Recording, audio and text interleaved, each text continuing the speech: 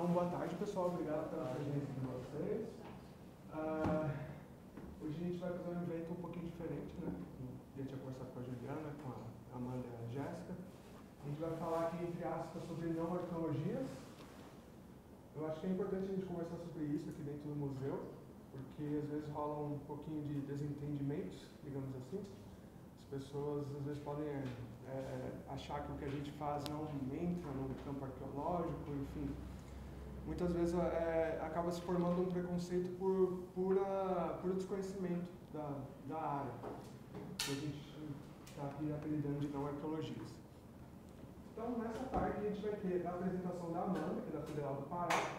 Ela vai fazer uma introdução sobre essas não arqueologias, né? Ela vai falar brevemente sobre esse panorama do que o que são as não arqueologias.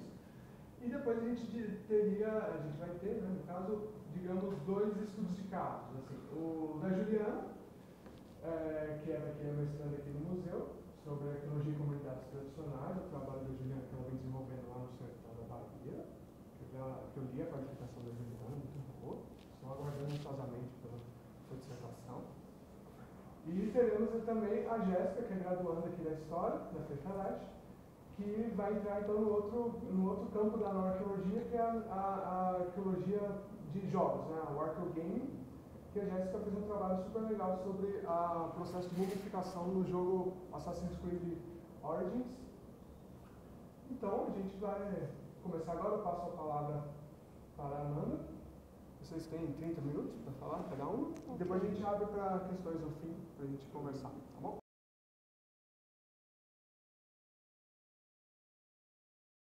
Boa tarde a todos. Meu nome é Amanda, eu sou da Universidade Federal do Pará. Estou passando uma temporada por aqui por São Paulo e acho interessante o tema não arqueologias, entre aspas. Por quê? Porque todos os casos que eu vou mostrar para vocês são pesquisas arqueológicas, estão em artigos, estão em periódicos, em revistas. E o não arqueologias, entre aspas, é para a gente pensar essa nova forma de fazer arqueologia, mas que não deixa de ser arqueologia como conhecemos. O nome do meu trabalho é Arqueologia Contemporânea da Marginalização ao Saber Científico. Primeiro, o que é essa arqueologia no ou do contemporâneo? A arqueologia do contemporâneo, ela veio com a corrente do pós-processualismo. E o lema da arqueologia é conhecer o passado para conhecer o futuro. Mas nós também temos que conhecer o nosso presente para conhecer o nosso futuro. O que esperar do futuro? Nós temos que analisar o presente para isso. Então, seria esse patrimônio arqueológico do presente. A nossa cultura material diária. Tudo o que nos representa diariamente. Vou falar um pouco sobre os jogos, sobre a etnoarqueologia, que é a cultura material dos povos passados, mas também de agora, de como eles estão agora.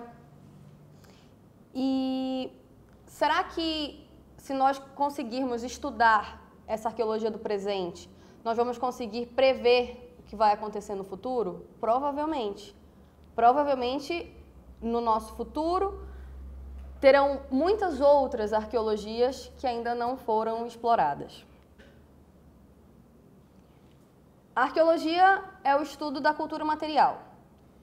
Mas, para nós entendermos a cultura material, nós também temos que entender nós mesmos, como humanos, como seres humanos que estão vivendo no presente. Nós vivemos, obviamente, no presente. E para nos entendermos melhor, também temos que estudar arqueologia do contemporâneo. Bom, e outro ponto interessante é que não se trata apenas da evidência material. Também temos uma evidência imaterial, como, por exemplo, o caso dos jogos. Nós não podemos tocar o jogo, mas ele também pode ser estudado como entre aspas, material ou a representação desse material. São as novas formas de fazer arqueologia, que a academia ainda não está tão acostumada, mas aos poucos vai cedendo aqui e ali. Tanto é que nós estamos dentro do Museu de Arqueologia da USP fazendo um evento chamado Não Arqueologias. Primeiro, a arqueologia colaborativa. O que seria essa arqueologia? É o trabalho do arqueólogo associado à comunidade. A comunidade ajuda o arqueólogo a, por exemplo, descobrir novos sítios, a descobrir cemitérios que antigamente as comunidades tradicionais guardavam. Então é uma ajuda, mas é uma ajuda mútua. Não é uma via de mão única. Não é o arqueólogo indo em uma comunidade indígena, pegando material e levando para o museu. Não. Os próprios indígenas ajudam o arqueólogo a fazer a escavação, a separar as peças, ajudam o arqueólogo a entender o que aquele artefato significa, tanto agora como o que ele poderia ter significado anteriormente. É um trabalho participativo, é uma forma diferente e também é uma forma de modificar a arqueologia, o pensamento arqueológico de uma forma geral. Por quê? Porque através da arqueologia colaborativa nós podemos pensar a definição de patrimônio e conservação. O que é a conservação efetiva? É você ter um material dentro de um museu, dentro de uma reserva técnica? Como estão as reservas técnicas hoje? A daqui do mais está maravilhosa, mas vocês têm noção de como é uma reserva técnica no Pará? Vocês têm noção de como é uma reserva técnica no interior do Pará? É precária a situação. Às vezes, as peças arqueológicas estão mais bem guardadas e preservadas com as comunidades do que nos museus, do que nas reservas dos museus. Eu não preciso nem citar o último acontecimento da nossa reserva, de uma das nossas maiores reservas do Brasil. Então, é uma abordagem diferente, porque mexe em pilares etnocêntricos, pilares de que o arqueólogo é o dono da sabedoria, do material, e isso mexe com o ego, mexe com muita coisa. Mas não é, obviamente, fácil de ser efetivada essa arqueologia colaborativa. Por quê? Porque também preciso de outras pessoas e essas outras pessoas precisam anuir, precisam concordar com a forma que o arqueólogo vai trabalhar, com a forma que o arqueólogo, inclusive, vai interpretar aquela cultura material. Aqui é um exemplo de arqueologia colaborativa do Dr. Leslie Green, David Green e do Dr. Eduardo Neves, daqui do museu, da área indígena do Uaçá. Então, seria a comunidade ajudando o arqueólogo a fazer a arqueologia. Posteriormente, nós temos a arqueologia sensorial. O que é isso? Está ligado com a fenomenologia, o nosso corpo sendo redescoberto através dos sentidos. O arqueólogo, tradicionalmente falando, é muito limitado. Ele pensa na cultura material, que é o tato, e na visão do que ele está vendo naquele material. Mas, às vezes, existem outros aspectos muito importantes, como, por exemplo, a paisagem. Temos que levar em consideração a paisagem, o som, o cheiro. Existem instrumentos indígenas que têm cerâmicas picadas e produzem som. E só foram descobertos agora, em um acervo que está no mesmo lugar há 100 anos. Então, o que seria essa fenomenologia? Compreender o mundo através do corpo, de todos os sentidos, mas um mundo que sempre esteve lá, para ser explorado. E aos poucos está sendo. Seria a união de todos os sentidos.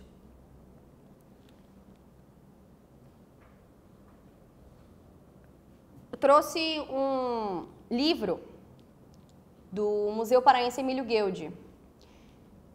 O pesquisador que propõe esse livro é o Dr. Marcos Pereira Magalhães. Ele é do Guild, no Pará.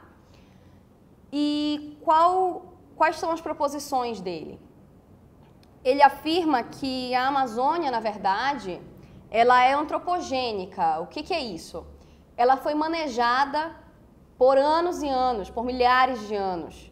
Ela não é aquela natureza intocável, aquela Amazônia intocável que não pode ser mexida, que nunca foi mexida e agora que o homem está desvendando. Não.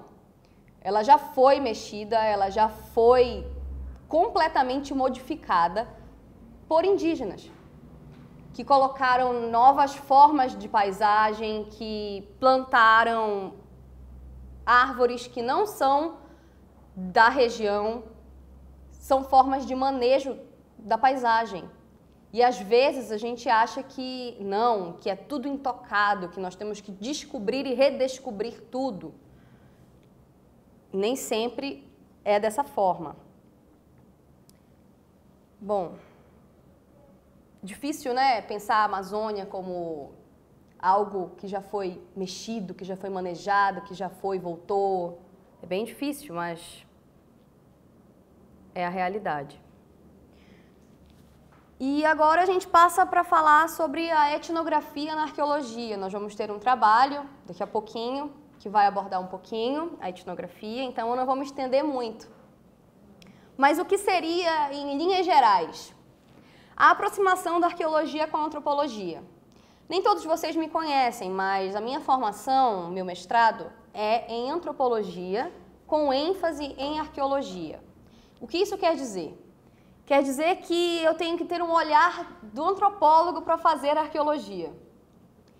E não só isso, eu tenho que entender o outro, eu tenho que entender quem é esse outro que eu estou pesquisando, de onde veio essa cultura material.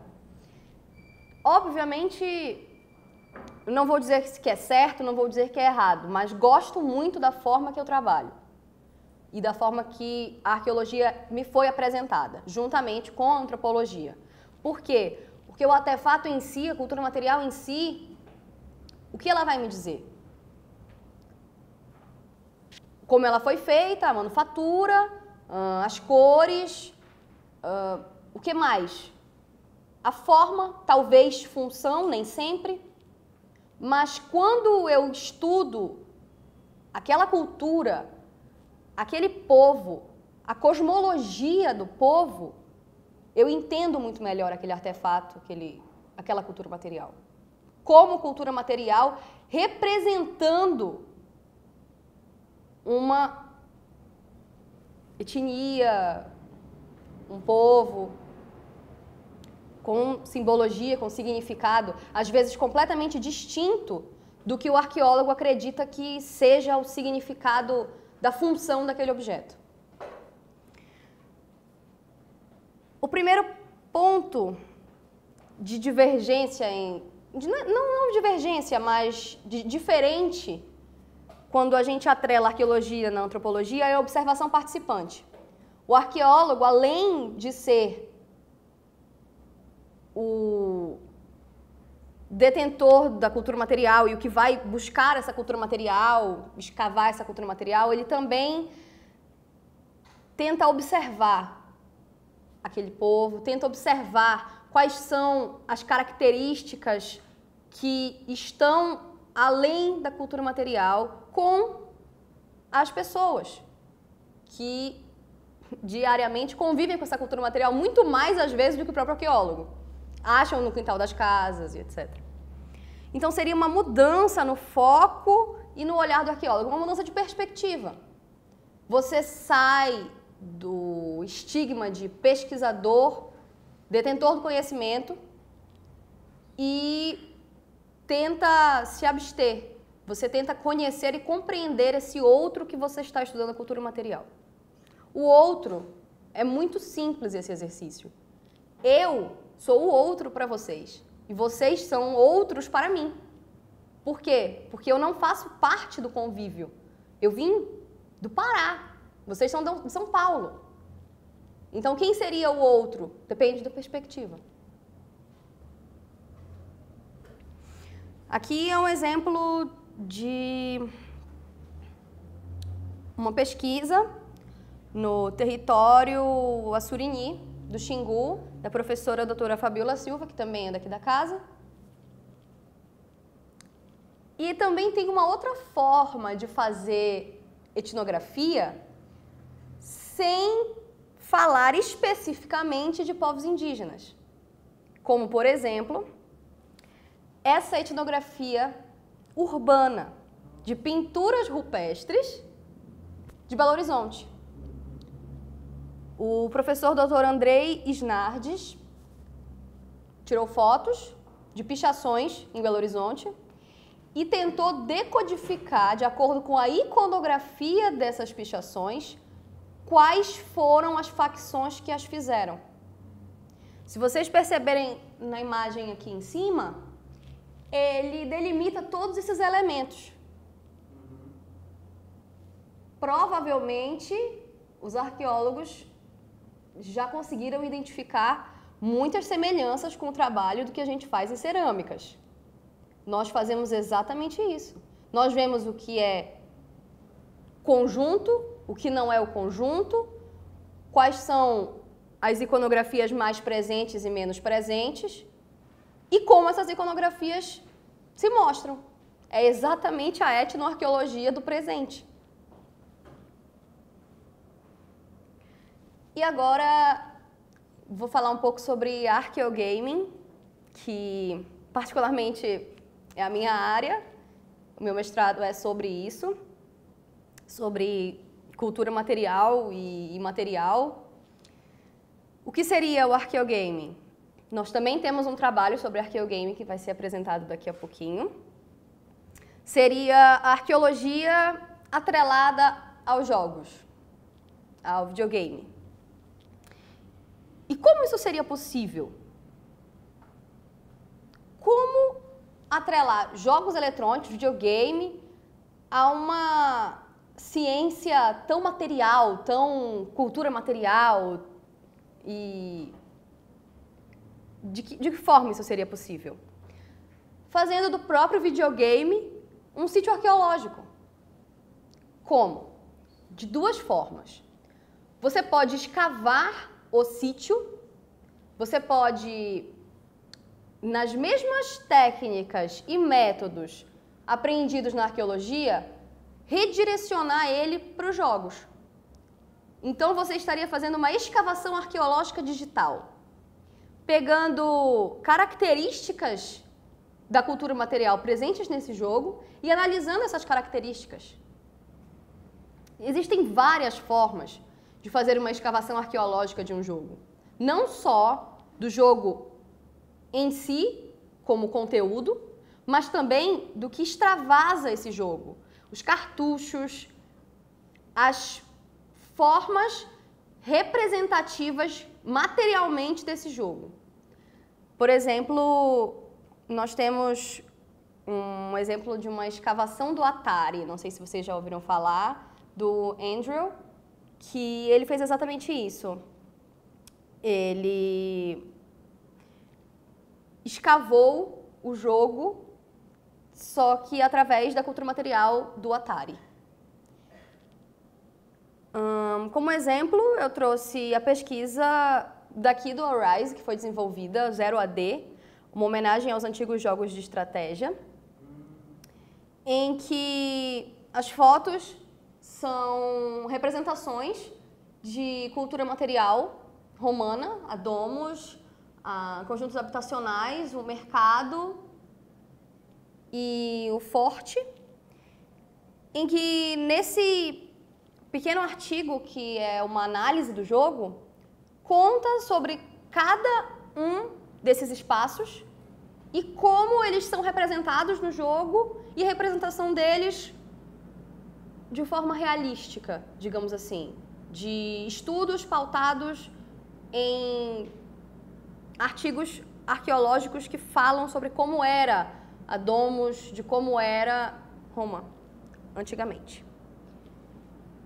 Bom, eu espero ter ajudado vocês a compreender um pouco sobre as arqueologias no contemporâneo e ter conseguido fazer vocês pensarem um pouco fora da caixa, fora da casinha.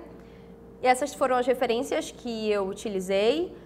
Fiquem livres para utilizar também. Vai ficar disponível o slide quando sair o vídeo. E obrigada.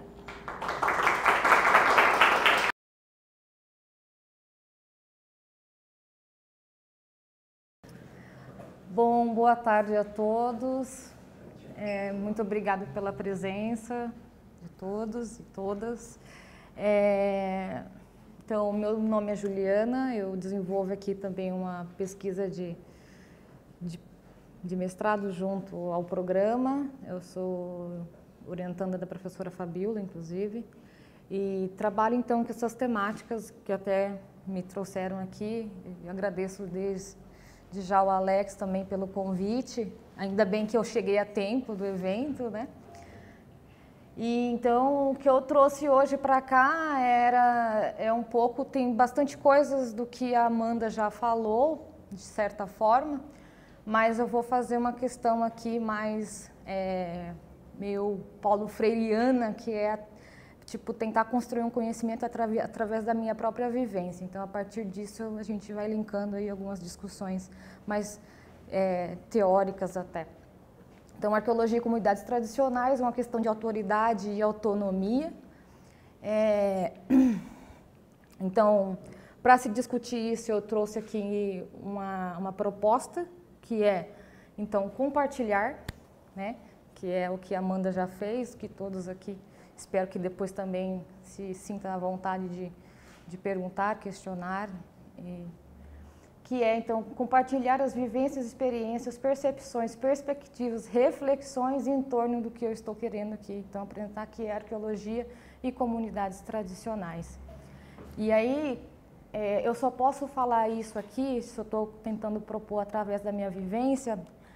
Então, a minha vivência como pesquisadora, ela está totalmente engendrada a um quadro aqui, né, principalmente no Brasil, que é a arqueologia preventiva, já que quem me conhece até, eu atuo já há 7 anos efetivamente no corpo técnico da empresa Zanettini Arqueologia. Então, inclusive foi isso que me levou a desenvolver esse trabalho, porque eu fui em um dos trabalhos que a gente realizou, né, eu fui parar no Alto Sertão da Bahia, e lá fiquei 5 anos da minha vida. Então, nesses 5 anos, trabalhando e experienciando e vivenciando várias questões, acabei tendo uma relação, né, tipo, desenvolvendo uma relação com as comunidades tradicionais desses locais por onde eu passei e vivi. E, para mim, essa questão de você trabalhar a arqueologia num viés etnográfico foi o que eu não poderia ser de outra forma para mim, né? Eu não conseguiria fazer de outra forma, porque como a Straterne vai falar, para mim então essa questão etnográfica é uma questão relacional, e eu fui com essa minha vivência nesse território, eu fui criando essas relações e ainda estamos aí nos relacionando, né? Então, a partir disso, de tudo que eu vivi lá, né, dentro desse escopo da arqueologia preventiva, né, ocorreu um processo de licenciamento de parques eólicos nessa região.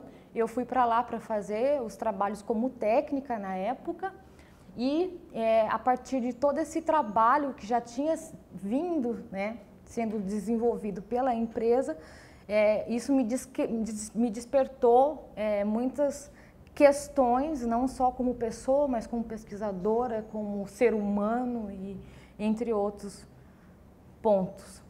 Então, tudo isso me fez começar a refletir sobre questões que envolvia, tipo, basicamente e principalmente a arqueologia em todo o seu corpo teórico, metodológico e de prática, a arqueologia preventiva, né, que foi por isso que eu fui para lá, as questões ligadas ao licenciamento ambiental, legislação em torno do que a gente considera, então, patrimônio arqueológico, e também questões envolvendo o próprio patrimônio arqueológico que a gente coloca e entende, concebe como patrimônio arqueológico.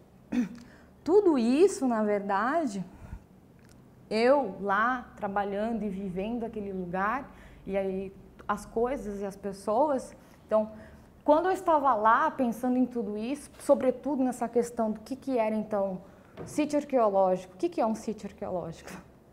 Porque eu trabalho, então, se eu estou vivenciando com comunidades tradicionais, e no meu caso, são comunidades quilombolas.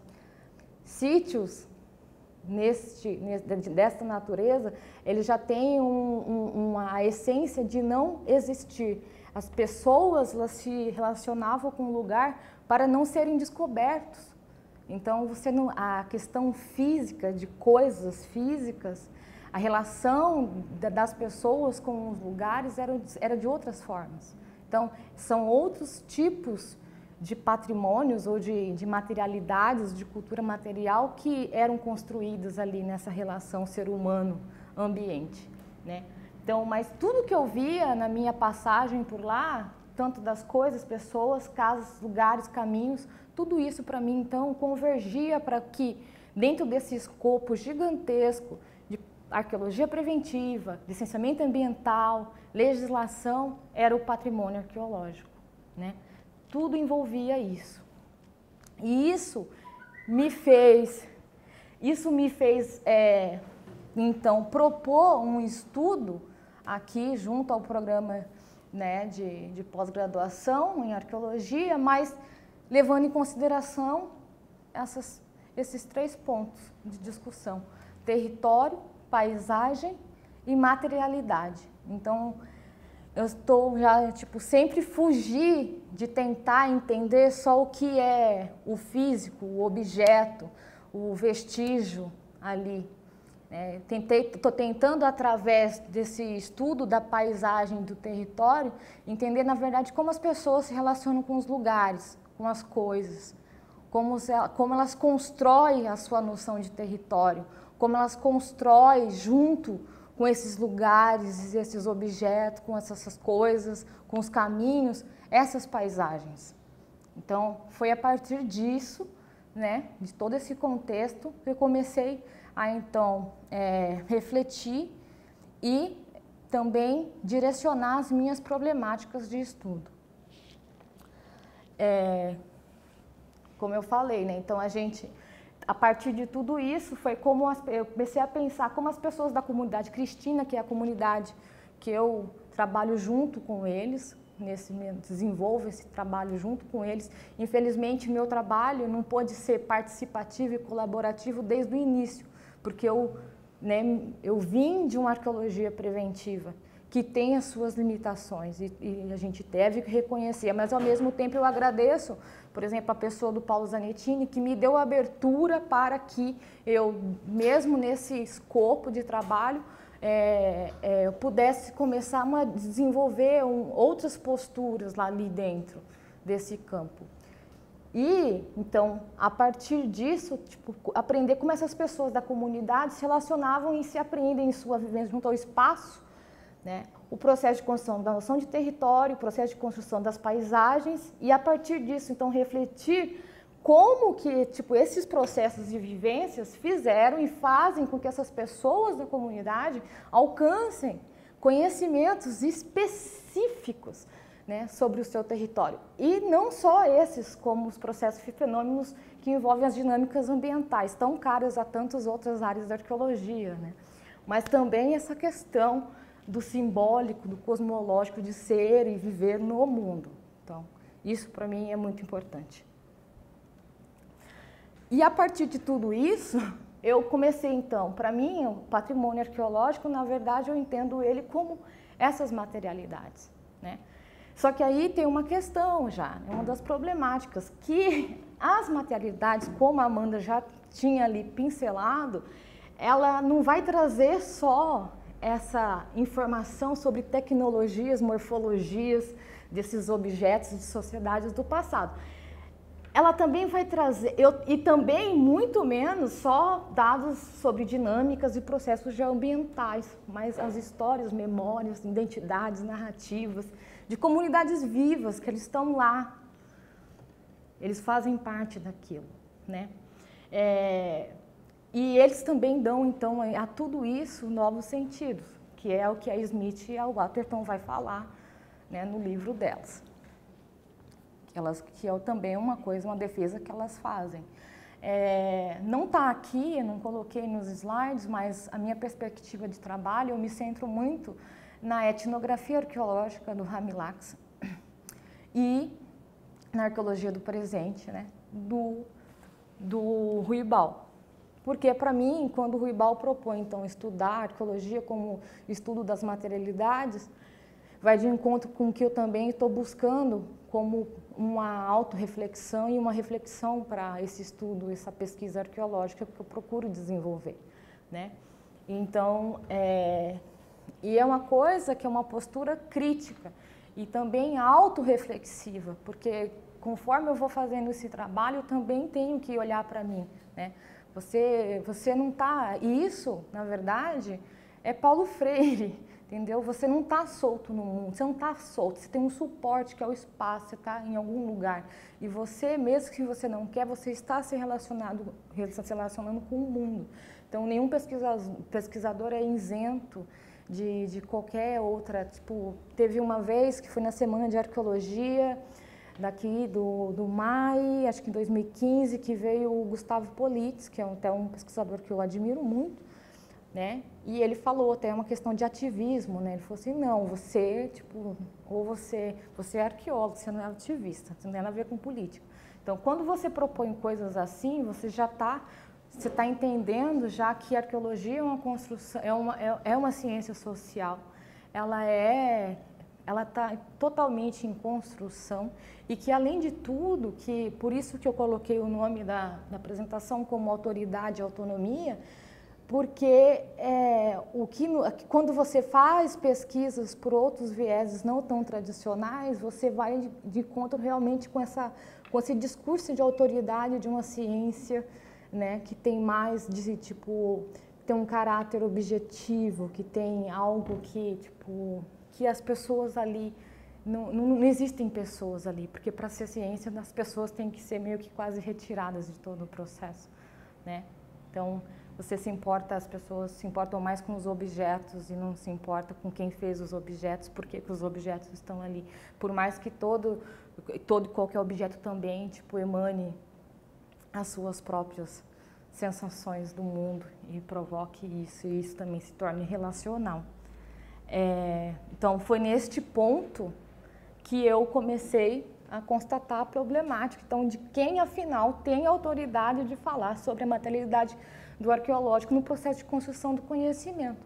Então, quem tem? Tipo, tem o texto do Lúcio, né, que essas coisas não te pertencem, que é ótimo, até o nome já é ótimo, essas coisas não te pertencem.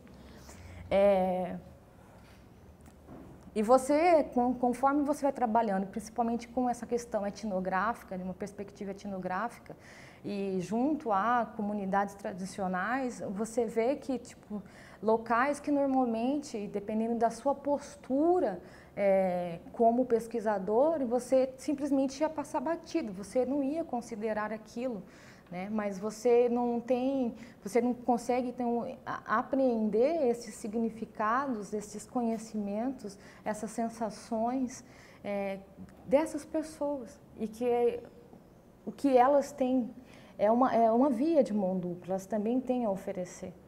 Por exemplo, eu sempre falo para eles lá na comunidade cristina, tipo, eu já estou ganhando demais, tudo que vocês compartilham comigo é muito para mim. Porque, querendo ou não, eu tenho que ser sincera, eu vou sair com um título de uma universidade pública do peso da USP por causa de um trabalho que eu estou fazendo junto com eles. A minha vontade, infelizmente, que eu não posso também, que eu também não sou uma pessoa, sou uma trabalhadora aí, que é, tipo, trazer toda a comunidade. Eu queria trazer toda a comunidade na minha defesa aqui, estou trabalhando para isso, para que eles estivessem todos aqui, todos eles. Porque aí sim vai ser um trabalho colaborativo, isso sim é um trabalho participativo. né? Tudo que eu faço passa por todos da comunidade, todos mesmo, né? Mas assim, você, tipo, e a presença deles e as narrativas, a voz deles é muito importante. Isso fortalece e potencializa o trabalho de quem está se enveredando a trabalhar através dessas perspectivas etnográficas, né? Aqui só tem algumas dos pesquisadores que eu uso para tentar dialogar também, né? Então, dado que os arqueólogos, né, os arqueólogos não podem ser considerados a única autoridade sobre a materialidade, assim como não pode deter, né, exclusividade sobre e nem controle dos acessos aos recursos arqueológicos envolvidos nesses processos de construção do conhecimento. Assim como nós, em laboratórios, através desse contato com esses materiais e materialidades, a gente constrói conhecimento, eles também, a partir da vivência deles com tudo isso, também constroem, né?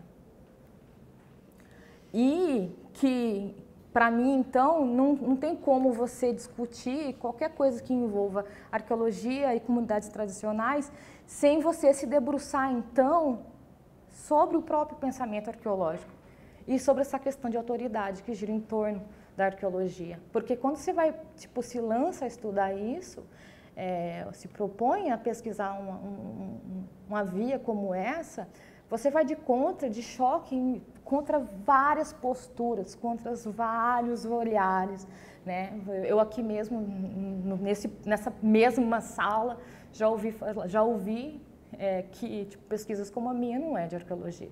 Então eu falei, poxa, estou enganado, eu entrei num programa de pós-graduação errado, né? Então, mas isso não... eu ser alcunhada de um trabalho de não arqueologias, para mim, não fico nem um pouco triste. Na final, eu fico feliz, porque pelo menos eu estou tentando, eu faço parte então de um certo grupo de pessoas que estão tentando romper com coisas, ir além, né? Tipo, transformar, porque na verdade o conhecimento é transformador e poderoso. Se todo mundo entendesse isso, ia ser muito legal.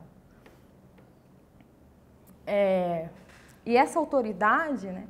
Então ela foi e é buscada tipo de diferentes formas ali. Então, dependendo de como você entende o que é arqueologia e quem tem direito de falar sobre ela e sobre o seu campo de estudo, né, seu objeto de estudo, essas narrativas, esses olhares, essas percepções das comunidades nunca vão ser consideradas, né? Isso aí é o que é? O senso comum, isso aí é senso comum. Mas através, então, por isso que eu fui justamente, me debrucei a estudar território, paisagem e materialidade. Porque eu estou falando de uma condição, quando eu me jogo para essa condição, eu tenho que dialogar com muitas áreas do conhecimento científico, né? Eu tenho que conversar com muitos, tenho que conversar com geógrafo, geólogo, arquiteto, biólogo, antropólogo, com psicólogo, eu tenho que conversar com todo mundo, eu tenho que entender, a partir disso eu tenho que entender o ser humano e tenho que entender que quem constrói tudo, tipo, o mundo para mim é o que sai através das minhas sensações e do que eu vejo. Isso é o mundo para mim. E o mundo é o mesmo, né? É o mesmo. Mas cada um aqui vai ter um entendimento sobre o mundo. Isso é ter sua autonomia. Isso é a autonomia do Paulo Freire. E quando você nega isso para as comunidades tradicionais ou para qualquer outro segmento social, você está desrespeitando a autonomia do outro. Você está desrespeitando tudo isso. Porque é como está aí, né? Tipo, porque você pode ter casos onde, quando o arqueólogo chega no sítio, existe a ausência das pessoas. As pessoas nunca vão estar. Eles nunca vão considerar que existem pessoas morando lá, pisando naquele chão, vivenciando aquilo lá, ressignificando, reutilizando, né? Eles não vão considerar isso. Tipo, se você for um tipo de pesquisador que entende mesmo que as pessoas não existe pessoas nesse processo, como o Native, né? O Asif Native é um texto agora recente e é bem preocupante, porque, tipo, está sendo publicado textos, assim, bem radicais, vamos dizer assim, né? Com as posturas muito... como o Native. O Native, ele tem uma parte boa que ele vai falar, assim, que a gente não tem, nessa relação antropologia e arqueologia, a gente não tem que se preocupar com essa coisa que falta. Tipo, não tem que compensar nada. O que esse elemento faltante desse nosso estudo aí é o que faz a arqueologia ser o que é, o que falta. Só que aí ele vem e me fala uma coisa assim que é, tipo, mas nessa arqueologia aí não existem pessoas, tá? Tipo, o arqueológico, quem define é o arqueólogo. O arqueólogo vai lá e fala para você o que é isso aqui. E é só isso, né? Então, para mim, qualquer discussão em torno dessa questão de arqueologia e comunidades tradicionais, você tem que, primeiramente, considerar que existe, sim, toda uma questão de autoridade e autonomias aí em jogo. Primeira coisa, é um pressuposto, considerar isso. A partir disso, então, propor e tentar viabilizar sempre uma questão de diálogo reflexivo, que é, inclusive, uma das pautas do Rami Lax ali, na etnografia arqueológica, assim. É sempre uma questão de autocrítica, autorreflexão, propor, assim, tipo, espaços não só físicos, mas também de que onde comporte mais vozes sobre materialidades, sobre temporalidades, né? E para tentar se construir, então, nesses processos de produção do conhecimento, construir uma coisa mais, tipo, de um viés coletivo mesmo.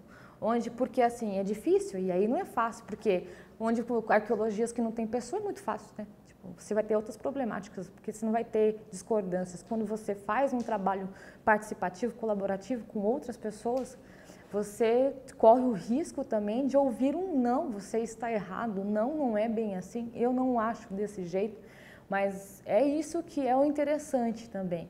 É este ponto, né, de tensão que também fortalece o estudo. São as discordâncias, são as perspectivas diferentes. Que realmente você aceitar também a autonomia do outro. É entender que as pessoas constroem a sua vida e todo o seu entendimento sobre o mundo também de uma outra perspectiva. Até porque ela não é você, né? E por isso que eu entendo, então, né, que os conhecimentos oriundos dessas populações são importantes, que possuem o mesmo peso, porém, né, mesmo peso para construir o conhecimento, mas são medidas diferentes das aprendidas no meio acadêmico. E é isso que é o grande entrave. Tem muita gente que não consegue entender esse simples fato. Tipo, é o mesmo peso, só que são medidas diferentes. O lugar de fala é diferente, mas isso não tem nada a ver. Ninguém vai tirar a autoridade do arqueólogo de falar sobre X, Y e Z, mas também você não pode tirar a autoridade daquela pessoa que vivencia ou que aquelas materialidades fazem parte da sua própria história. Tipo, você tá negando isso a ela. E aí o que você vai ter em contrapartida? É o que o Paulo Freire fala, é o silêncio. Você vai ter só o silêncio. Porque o silêncio das pessoas, às vezes, quase sempre, é uma forma de mostrar a autonomia delas. Eu não me relaciono com você. E aí, então, quando você vê um caso como a Amanda até começou a citar, né? Tipo, lamentável, uma tragédia que aconteceu de uma instituição como o Museu Nacional, aconteceu o que aconteceu. E eu vi uma coisa nas minhas redes sociais, que as pessoas... eu só vi as pessoas se lamentarem, pessoas que eram no meio acadêmico ou que fizeram graduação comigo. Não vi, e eu tenho muitas pessoas que não são desse mundo acadêmico, que elas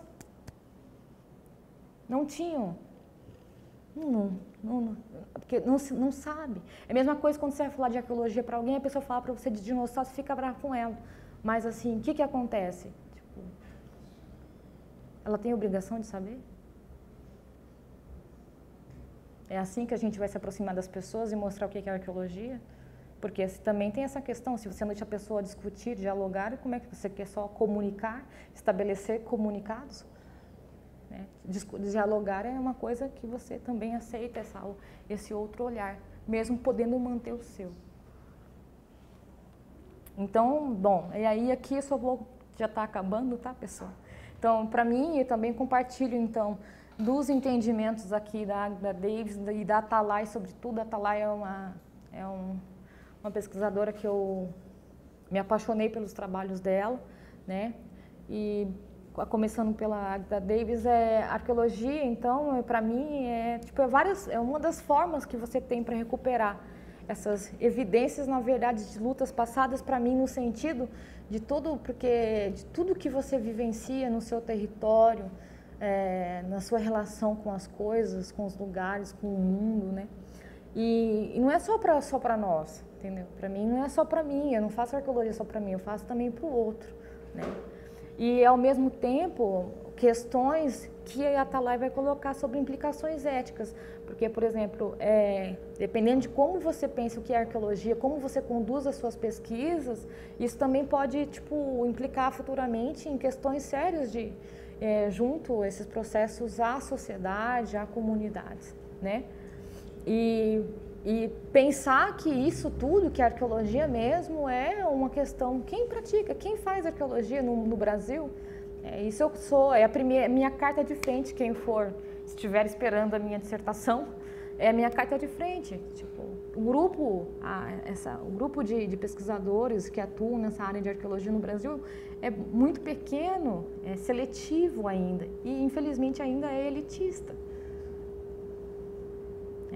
Então, a gente tem que começar a pensar em expandir. E quando você tentar expandir, é o que também a Atalay vai falar. Isso vai exigir, então, novas formas, novas perspectivas, novos meios de metodologias para você chegar a isso. E uma questão que eu adorei na Atalay é que ela começa esse texto dela, inclusive, falando do Paulo Freire também, sobre problematizar o futuro. A gente tem que problematizar o futuro da arqueologia. Porque, esta postura, que são as posturas comuns, essas posturas duras, né, onde as pessoas não podem ser envolvidas, os outros olhares não podem ser envolvidos, no mundo hoje, não sei.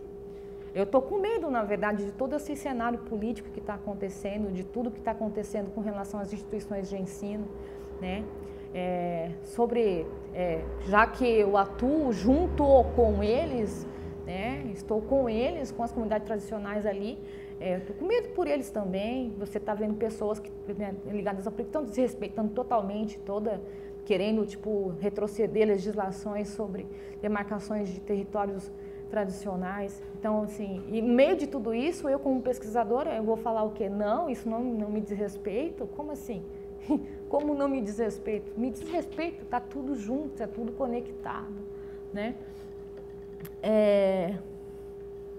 Então, por fim, passando um pouco adiante, então eu também sei que falar sobre materialidade, como eu estou aqui propondo na minha pesquisa, eu também tenho que considerar então que isso também pode significar diferentes coisas para diferentes pessoas, pesquisadores e os membros da própria comunidade, até porque quando você fala em comunidade, não é porque todo mundo está lá feliz e contente de mãos dadas.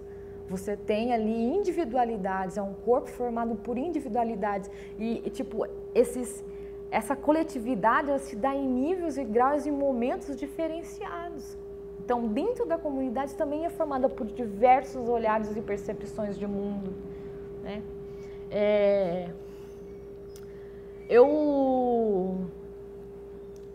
Por isso que é difícil, né? Por isso que é difícil você, se relacionar com as pessoas. Eu tive um caso que, infelizmente, ela faleceu já esse ano. Uma das senhoras da comunidade falou para mim, ela tinha 115 anos. Ela olhou para mim, colocou o dedinho dela assim no meu rosto, assim, e falou: eu tenho 115 anos, não é 5, filha. Então, eu sei o que eu estou falando porque eu estou aqui neste lugar, vivendo aqui, há 115 anos. Então, por fim, a partir de tudo isso, para mim, o que é arqueologia? Que é uma questão, o Alex deve lembrar, que a minha parte teórica, assim, né, de batida teórica na dissertação, eu trabalho muito com essa ideia de caráter e vou meio que ali dialogando com essas questões e com tudo a partir dessa ideia central de caráter. Então, para mim, a arqueologia ali não é um sentido ético e moral de tudo mesmo, né? Porque essas construções de interpretações arqueológicas, se você tipo se engajar nisso, o compromisso de somar conhecimentos a essa produção de conhecimento comprometido e socialmente engajado, tipo, você tem que ter essa postura política do pesquisador. Você não tem como estar ausente, né? E por fim, o González Ruibal vai falar que a arqueologia trata de memória e presença. E esta última é um dos atos políticos mais fortes da praxis arqueológica.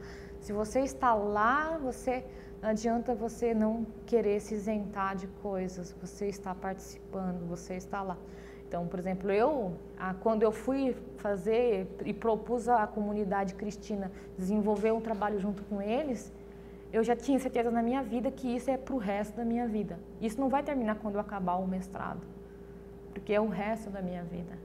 É uma relação que eu estabeleci e que eu não vou cortar bruscamente, porque isso só mostraria que eu também seria só mais uma pessoa que ainda por cima, tipo, forjou discursos falando que eu ia lá por causa disso, disso, disso, e no final, quando então então desliguei, porque eles não são meus objetos de estudos, eles são sujeitos das suas próprias autonomias, e eu estou ali com a minha autonomia tentando dialogar sobre isso, dentro desse complexo quadro que é arqueologia preventiva no Brasil, e toda essa questão que envolve esses patrimônios, principalmente o que a gente entende como patrimônio arqueológico, que eu estou trabalhando com materialidades lá.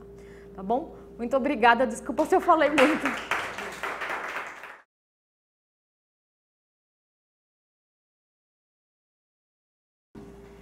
Oi, boa tarde, gente. Eu sou a Jéssica, eu sou graduanda da História aqui.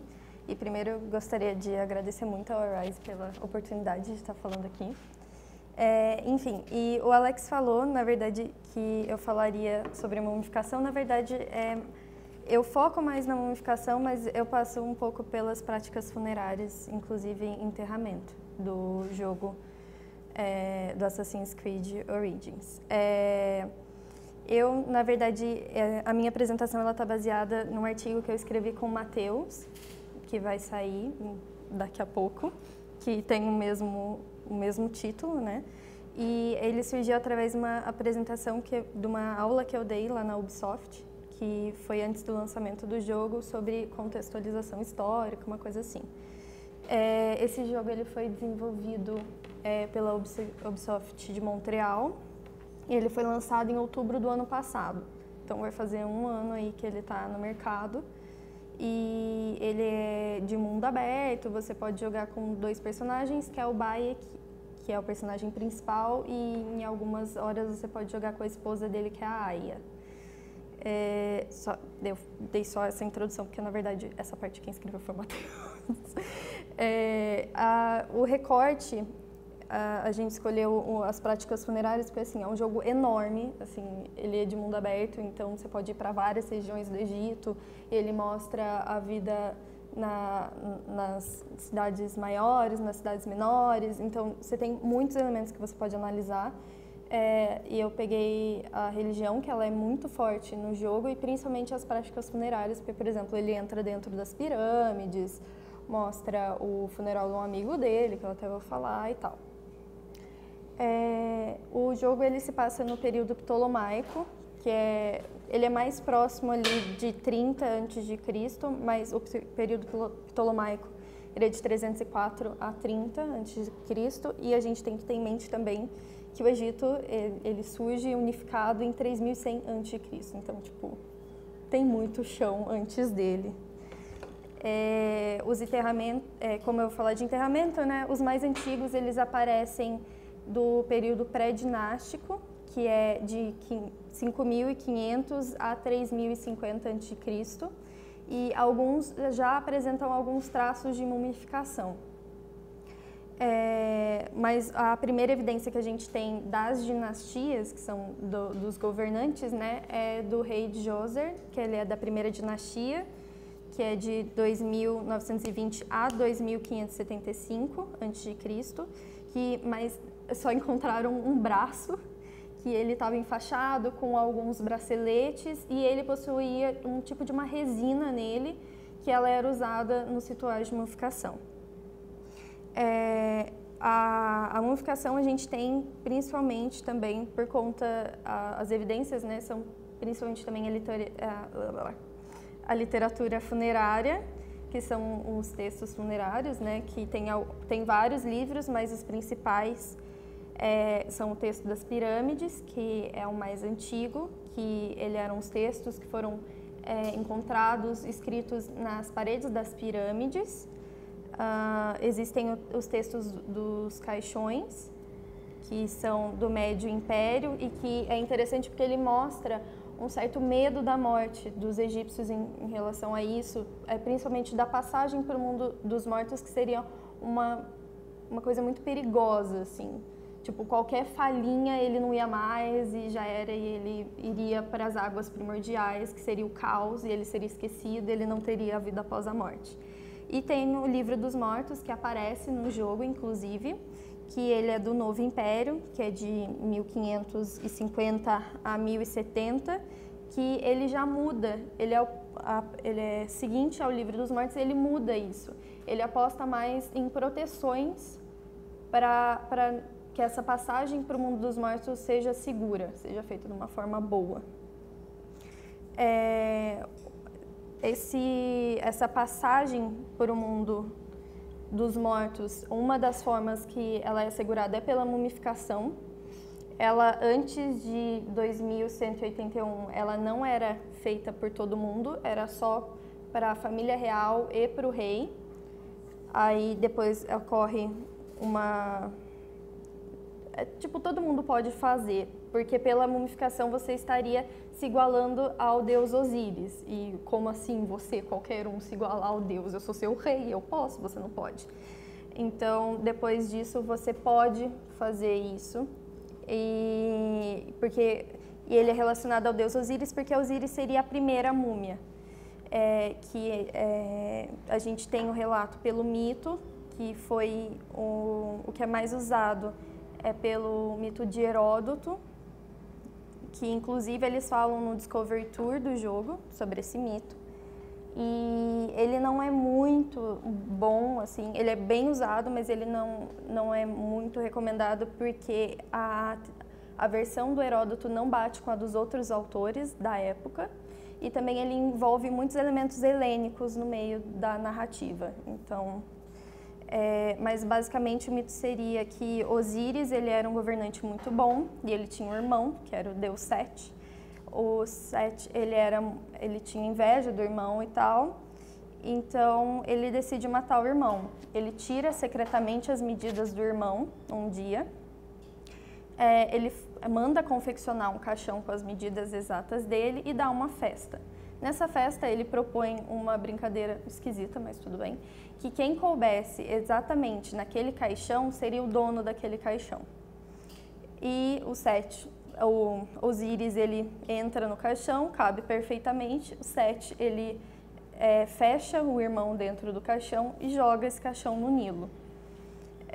Osíris morre afogado, claro, e o caixão dele vai parar na cidade de Biblos.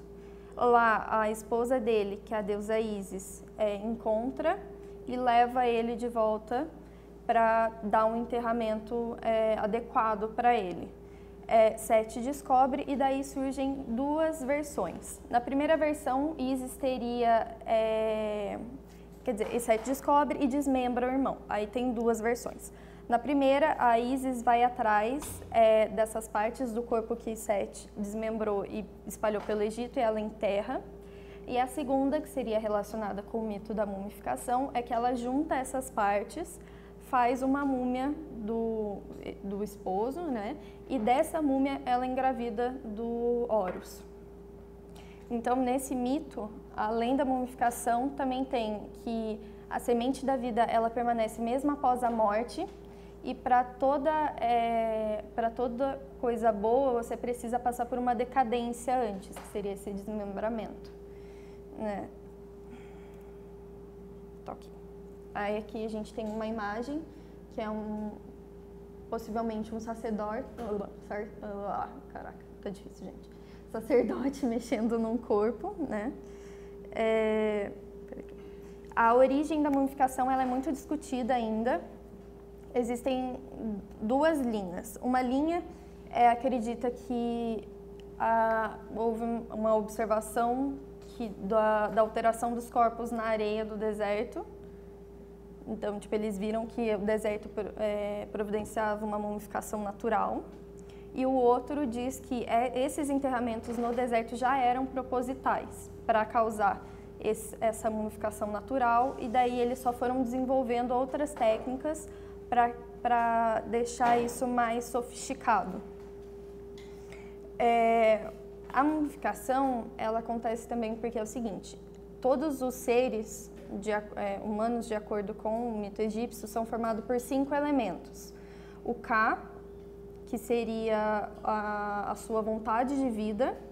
O Ba, que seria todos os elementos não físicos seus, tipo sua personalidade. O Ak, que seria a junção do seu Ka e o Ba no pós-vida, que seria uma forma de vida divina. Seu nome, que ele é ligado ao terreno e ele assegura sua existência. E a sua sombra, que está ligada ao Ba.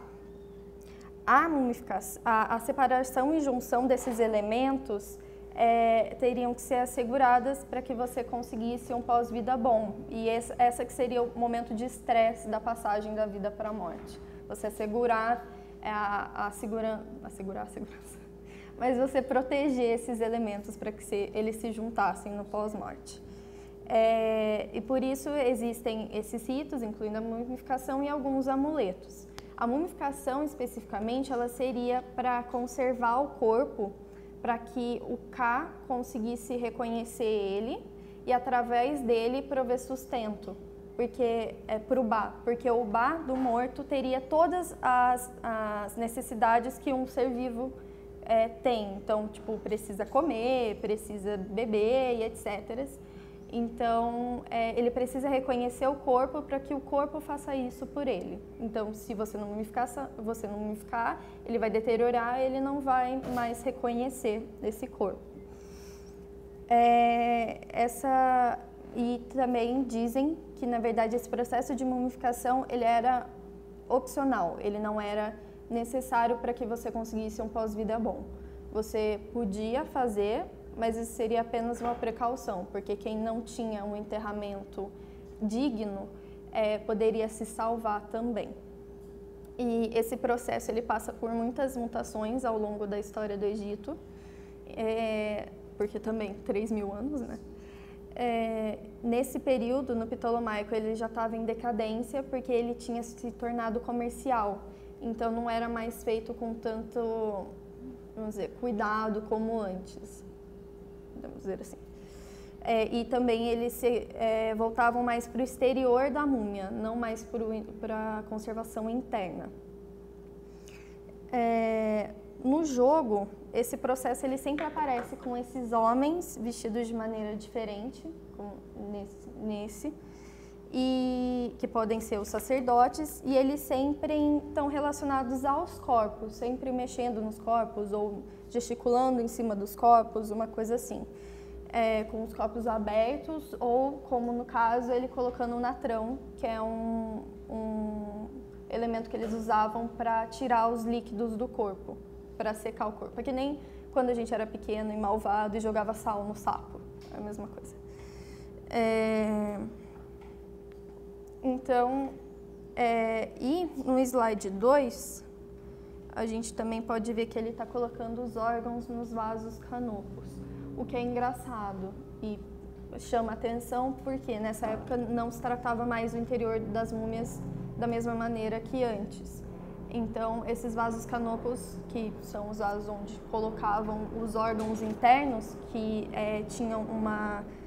eles se decompunham mais rápido, eles eram colocados nesses vasos, só que nessa época a gente já não vê mais uma utilidade para eles, porque os órgãos, quando eram retirados, eles eram tratados e inseridos de volta no corpo. Então, assim, por que eles estarem ali? Aí pode ser ou porque eles queriam trazer essa imagem da mumificação tradicional, né, para isso. E é isso. E os sacerdotes aparecem em 2 tipos diferentes, o que é interessante também, porque como o processo era feito em etapas, existiam alguns sacerdotes que faziam isso. Existia o principal, que ele era uma representação do deus Anubis, que é o protetor dos cemitérios e da mumificação. Tinha o sacerdote leitor, que ele lia os ritos, os encantamentos enquanto os processos eram feitos, e existiam os sacerdotes menores que faziam as outras partes do ritual. E isso também dá uma ideia de que é religioso, principalmente também nas partes que eles colocam o sacerdote gesticulando em cima do corpo e tal, remete a essa ideia do processo ser não só físico, mas etéreo, vamos dizer assim, religioso também. E também essa evidência da separação da preparação do corpo se dá também porque era feito em 2 lugares, que era a tenda da purificação e o lugar do embaçamento. Tá. Aqui dá pra gente ver o exterior de uma múmia representada no jogo, e as bandagens estão enroladinhas de uma forma meio diferente. Eu não sei também se vocês tiveram a oportunidade de ir na Sala das Múmias no Museu Nacional. Lá tinha uma múmia romana você via também todo um trabalho feito com as bandagens, assim, formando padrões e tal, não era só uma coisa jogada, vamos dizer assim. Tá, ok. E aqui a gente tem a representação de uma múmia ptolomaica mesmo, e dá pra gente ver certinho essa preocupação com o exterior, né? A mumificação clássica, que eu disse que poderia ser retomada no jogo, seria a mumificação de Osíris, de acordo com Heródoto, porque ele que descreve mais esse processo naquele livro História Euterpe, que é quando ele vai para o Egito, foi até publicado aqui no Brasil, e a tradutora veio até num evento aqui no MAI, a professora Maria Aparecida. Mas essa mumificação completa, ela era mais só para quem tinha o poder aquisitivo para ter essa mumificação completa, que seria a família real, o rei ou aqueles com muito poder aquisitivo. O processo mais simples era feito só enterrando os corpos na areia do deserto, porque aquilo daria uma mumificação natural, né? E esse processo, lembrando novamente, ele não é unânime e não é atemporal. A gente tem aí 3.000 anos de história, então teve chão para ter bastante mudança. Sobre os enterramentos, no jogo a gente tem 2 extremos que eu peguei, né, para falar, que seria as 3 pirâmides de Gizé e o enterramento do amigo do Bayek. Esse daqui, essa imagem é da sala do caixão de uma das pirâmides, eu não lembro qual agora, das 3 pirâmides de Kelps, Khafre e Miquerinos, que elas são feitas no jogo e o personagem ele pode entrar nessas 3 pirâmides, né? Então a gente vê que eles representaram tipo a sala cheia de objetos, né, de rica estética, e não é só nessa sala, poderiam ter em outras salas também. Mas o caixão e a estela funerária, que é essa pedrinha que está na frente do caixão, elas são iguais nos 3. E o interessante é que o Bayek, ele pode interagir com as estelas e ele fala, nossa, a linguagem dos antigos. Então, é legal porque mostra que não é do tempo dele, né? É de um tempo passado. Aí aqui, essa é uma sala que eu falei, que é na pirâmide de Kelps. E a gente pode ver que tem algumas armas, era normal ser enterrado com armas. um barco solar, que seria o usado pelo deus Ra para fazer a passagem do sol pelo submundo, quando é noite, né, até renascer de novo. E a gente vê pequenininho ali do lado, que eu coloquei, que são os Chabits, né? A gente pode ver como é que eles são bem feitos graficamente, assim, é bem bonitinho. Todo jogo, na verdade, é muito bem feito. Porque a gente pode ver também que eles inseriram adornos nas paredes e nas colunas. Tanto nessa imagem dá para ver, ali naquela coluna lá no alto, dá para ver, nas colunas laterais também. E nessa daqui dá para ver melhor lá atrás dos Chabits, naquela coluna, lá atrás do Bayek também. O barco...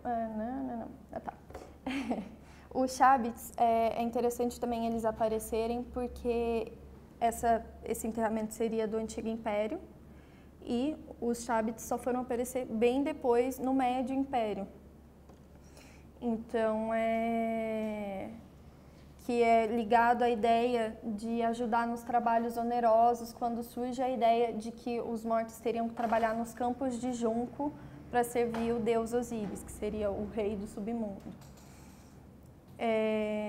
E o barco também, esse barco que aparece aqui, ele também não aparece dentro da pirâmide. Ele realmente existiu, mas ele foi encontrado fora da pirâmide, não dentro dela. Mas tem discussões se ele é solar ou não. Daí aqui eu coloco até um Chabit, que é de uma das primeiras dinastias do Médio Império. É bem diferente, né? Então, e tanto é que eu não consegui achar a imagem da primeira dinastia, que seria a 11ª, eu só consegui da 12ª, e nem de um governante, é da Senebime, que aparentemente seria uma cidadã. E esse seria o barco solar encontrado do lado de fora. Hoje ele está nesse museu. Construíram um museu onde ele foi encontrado mesmo, para comportar ele. E é legal também a gente pensar o porquê que esses elementos foram inseridos ali, né? Que a gente pode pensar que seria também para trazer essa riqueza toda dos antigos enterramentos das famílias reais, do rei, ou então também para simplesmente colocar alguns espaços por onde o personagem pode passar, interagir e tal. Os corpos não são mostrados, como vocês viram aqui, só mostra o externo do caixão, mas também porque os corpos realmente não foram encontrados. Essas pirâmides, elas foram muito saqueadas, então até mesmo essas provisões, esses elementos que tem dentro dela, eles foram todos, eles pensaram o que poderiam ter e se basearam através a gente pode saber, através de leituras de relatos e através do enterramento da mãe do Kelps, porque realmente as provisões não foram encontradas porque elas foram saqueadas. Mais para frente eu vou falar dos saques. E a gente sabe os processos que os corpos deles passaram através dos relatos que tem nas paredes mesmo. E eles passaram pela mumificação, pela aplicação de amuletos nas bandagens da mumificação e pelo ritual de abertura da boca, que seria um ritual que que abriria a boca do corpo para ele receber o alimento, que, como eu disse antes, alimentaria o Ka e o Ba do morto, e também restituiria todas as funções corporais para que ele pudesse desfrutar do pós-vida dele. E também essas provisões para o Ba e para o Ka comerem, se alimentarem e tal, é interessante porque eles também representam alguns vasos comuns que poderiam ser de alimentos, que até você vê que alguns têm alguns alimentos e tal quando você vai saquear, que poderiam remeter a essas provisões para o Ba e para o Ka. Mas também essas provisões não foram encontradas dentro das pirâmides porque sabe-se também que elas não eram colocadas dentro das pirâmides. Elas eram colocadas em locais chamados mastabas. Peraí, deixa eu achar. Aqui. Que eles estão ali abaixo da pirâmide. Está escrito Khufu, mas é que eles chamam Khufu, mas a gente chama de Kelps. Naquelas mastabas ali embaixo. E o enterramento da mãe dele, que seria onde poderia se ver as provisões, ele está mais ali para cima, que é a rainha Heféperes, ali em cima, do lado da pirâmide. Esse é um desenho do complexo da pirâmide, que a gente tem que lembrar que tipo, não são só as pirâmides, tem todo um complexo em volta delas, né? E aqui eu trouxe uma foto de satélite para a gente comparar com aquele desenho que tem todo o complexo. Ela tá meio esquisita porque eu tive que aumentar também um pouco da nitidez para ver mais os traços na areia, mas dá para ver mais ou menos os traços desse desenho ali. E dá pra gente ver também uma coisa que não é muito mostrada, o quão perto é da cidade essas pirâmides, né? Tipo, a gente sempre tem aquela ideia que é no meio do deserto e tal, na verdade não, é tipo quase na cidade. Aí a gente tem o outro extremo, que seria o enterramento do amigo do Bayek, que é nessa imagem que eu trouxe. A gente vê que é um enterramento, e é legal porque ele mostra também um pouquinho do ritual, que a gente não tem com as pirâmides, porque o ritual delas foi há tipo 3.000 anos. E nesse é legal porque ele é contemporâneo ao jogo, então você interage com aquele acontecimento, né? Então a gente vê que é um enterramento simples, o corpo não está dentro de um caixão, ele só está enrolado ali com alguma bandagem e com alguma corda. Ele é numa tumba escavada na pedra, como vocês podem, eu não sei se dá para ver muito bem, dá para ver que é representada a pedra ali. E aparentemente ela é comunitária também, tem outros corpos ali. Na época ptolomaica era muito comum que os corpos não fossem enterrados em caixões, fossem enterrados assim mesmo e em tumbas no meio do deserto. E a gente pode ver também, não dá para ver na imagem, mas atrás, a pessoa que está com a tocha é o Bayek, e atrás do Bayek tem um grupo de pessoas meio que lamuriando e tal. Nos enterramentos, no funeral, quem não tinha dinheiro para pagar profissionais para se lamuriar pelo morto, ele contava só com a família e com os amigos, e tipo, tinha poucas pessoas ali. E com a popularização da mumificação, não dá para a gente saber se o amigo dele foi mumificado ou não. Mas, como eu disse antes, os mais pobres enterravam os corpos na areia para ter aquela mumificação natural. Quando vai para as tumbas, você não tem mais essa mumificação natural, então você tem que fazer algum processo para estabilizar esse corpo. Então, provavelmente, sim, ele passou por algum processo de mumificação, né? Não aparece também o ritual de abertura da boca, mas como vocês podem ver, tem um sacerdote aqui no cantinho. Tem dois, na verdade, durante o processo. E... não sei se vai dar pra ver. Aqui, ó, bem no cantinho tem um sacerdote. Tem outro também que não chegou a aparecer na foto, e eles estão ali nesse ritual. Então, e é engraçado que um dos dois, ele é o sacerdote Sem, que a gente chama, que ele é o que supervisiona esses rituais. E ele está adornado com a pele de leopardo, que é característica desse sacerdote.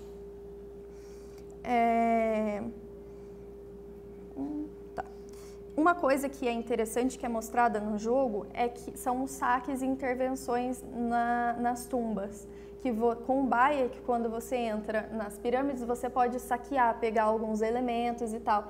E é interessante eles mostrarem que os saques não são só contemporâneos nossos. Eles ocorreram durante toda a história do Egito, desde logo após o fechamento dessas tumbas. Porque seriam elementos que ninguém daria falta, então você pode entrar lá e pegar que ninguém vai ver, vamos dizer assim, ninguém vai dar falta disso. Tanto é que até o Novo Império, que é a partir de 1550, eles dizem que todas as pirâmides teriam sido adentradas por saqueadores.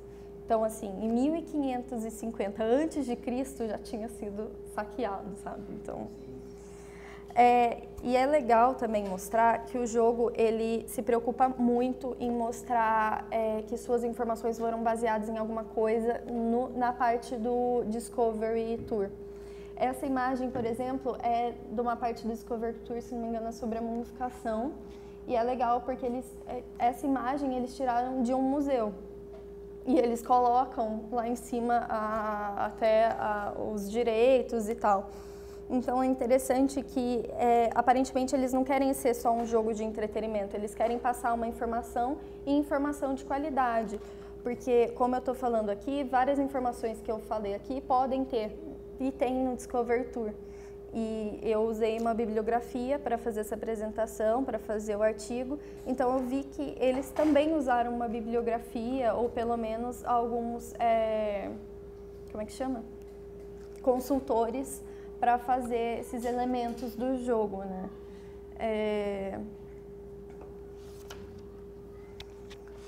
E é isso, gente. Aqui estão as minhas bibliografias. O que vocês não acharem na internet tem aqui na biblioteca do MAI. E esse é legal porque esse esquife de caixão, ele é do jogo, é de uma parte do Discovery Tour que está mostrando a mumificação. Aí você vira para a parede, tem uma esquifezinha, assim, eu achei legal pôr. E é isso, gente. Obrigada.